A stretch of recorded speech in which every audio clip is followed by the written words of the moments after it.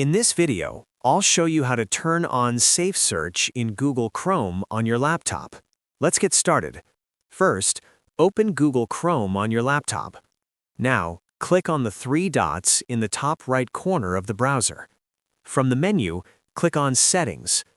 On the left side, click on Privacy and Security. Now, click on Security. Under the Safe Browsing section, make sure Standard Protection is selected.